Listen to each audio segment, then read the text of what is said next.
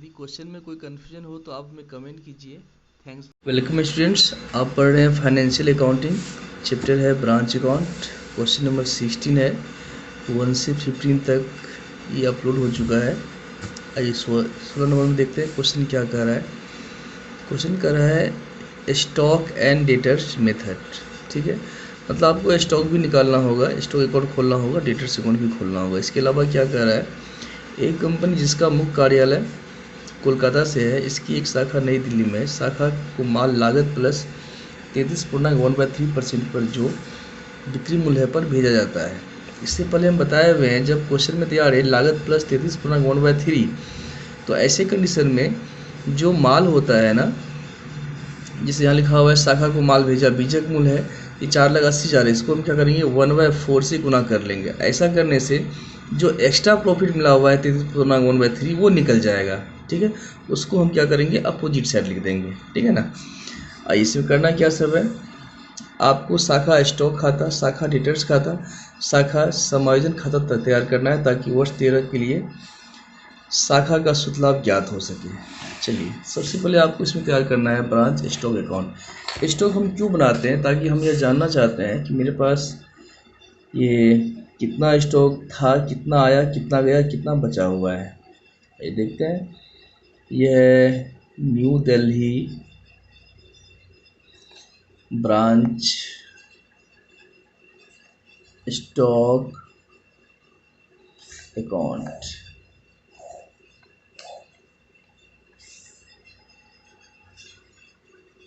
ठीक है, यदि स्टॉक पहले से है तो टू बैलेंस बीडी करते हैं। क्वेश्चन में दिया हुआ है 24,000। ठीक है, फिर आगे लिखा हुआ है goods sent to branch, goods sent to branch, माल भेजा गया है 4,80,000 का, और फिर कस्टमर ने आपको माल वापस कर दिया है, तो रिटर्न फ्रॉम कस्टमर। ये माल वापस किया है 60,000 का। और इधर कितना माल गया आपके पास से हम बिक्री लेते हैं, चाहे वो नकद बिक्री हो उधार बिक्री हो, दोनों ही ले लेते हैं। कैश सेल्स भी दिया हुआ है, और फिर क्रेडिट सेल्स। ये क्रेडिट सेल्स नहीं दिया हुआ, ये आपको निकालना होगा। इसको निकालने के लिए हम पहले बनाएंगे डेटर्स अकाउंट। डेटर्स अकाउंट से क्या होगा, क्रेडिट सेल्स निकल आएगा। आइए बनाते हैं डेटर्स अकाउंट।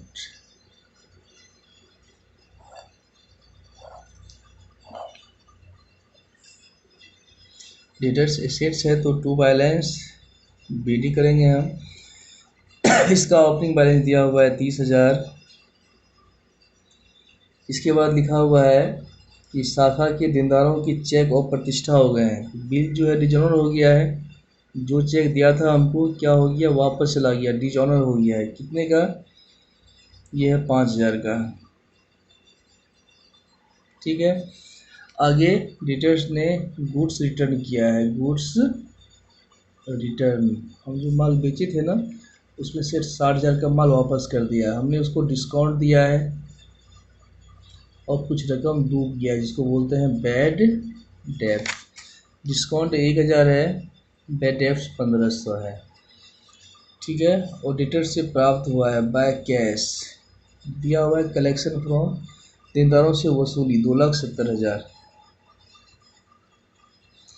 अब इसको आप बैलेंस कर लीजिए, 3,69,000, 3,69,000 जो आएगा वो कहलाएगा credit sales. This amount is balancing figure, इसीलिए यहाँ पर लिखते हैं ब्रैकेट में बैलेंसिंग फिगर। ये माइनस करके आता है 3,34,000। यहाँ पर लिखेंगे हम बाय, ये है ब्रांच स्टॉक है, तो कैसे इस क्वेश्चन में दिया हुआ है 1,80,000। क्रेडिट सेल्स हम निकाल चुके हैं डेटर्स अकाउंट से, 3,34,000। ठीक है, और तो कुछ नहीं है। चलिए, ये हो गया कैश सेल्स, क्रेडिट सेल्स, और इसका बाय बैलेंस बीडी भी दिया हुआ है, बाय बैलेंस सॉरी सीडी दिया हुआ है 48,000। ये सब कुछ दिया हुआ है, तो इसका मतलब ये दोनों बराबर होना चाहिए। देखते हैं बराबर हो रहा है कि नहीं हो रहा है। यहाँ जोड़ने से होता है 5,64,000, 5,64,000। यहाँ भी 5,64 होना चाहिए, लेकिन 8,4,12, लेकिन यहाँ पे 5,62 हो रहा है, होना चाहिए 5,64। कितना हो रहा है? 5,62। इसका मतलब है कि 2,000 का माल आपका शॉर्ट कर गया।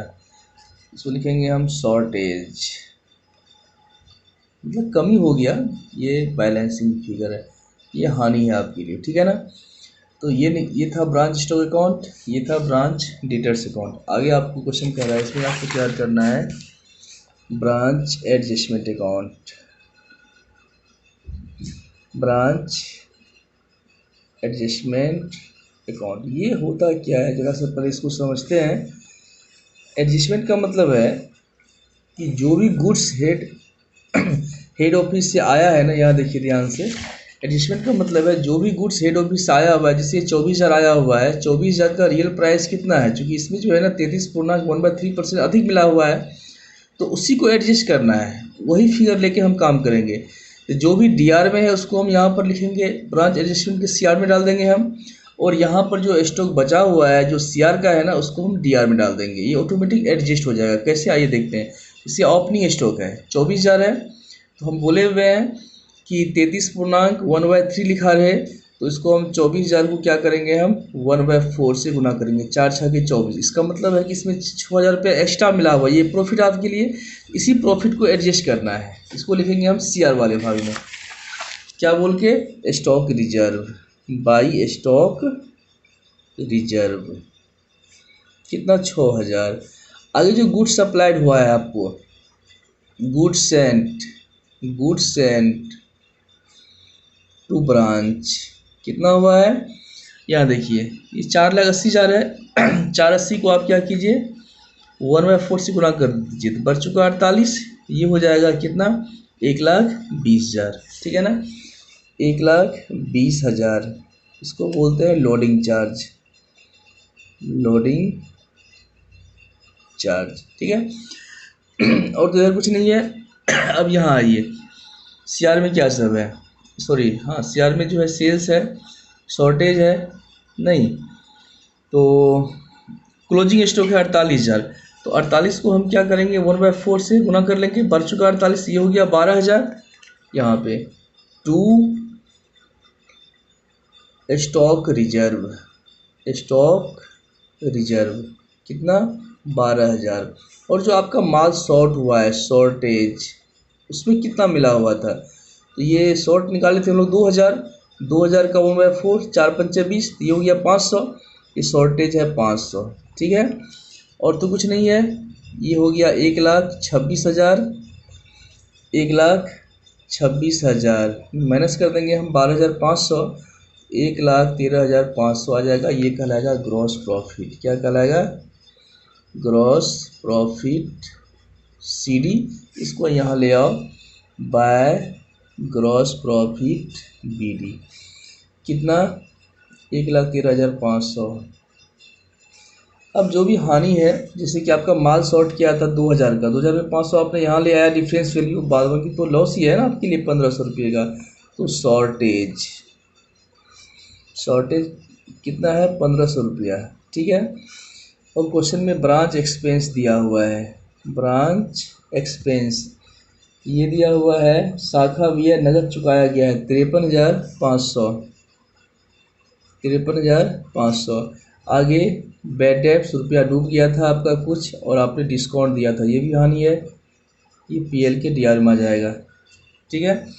बैड डेब्ट्स कितना है, 1,500 है, और ये डिस्काउंट 1,000, और तो कुछ नहीं है। आइए इसको हम क्या करते हैं, बैलेंस कर लेते हैं। तो ये हो जाएगा 1,13,500, 1,13,500। इसको जोड़ के इसमें घटा देंगे हम, जो आएगा वो कहलाएगा नेट प्रॉफिट या प्रॉफिट एंड लॉस अकाउंट, ठीक है। तो आइए, ये होता है 56,000, ठीक है। ये क्वेश्चन नंबर हमारा 16 था। यदि आपको इस वीडियो में कोई कन्फ्यूजन हो तो आप हमें बेझिझक कमेंट कर सकते हैं। हमारा नंबर जो है किसी न किसी वीडियो में अवेलेबल होगा, आप हमें फ़ोन भी कर सकते हैं। थैंक्स।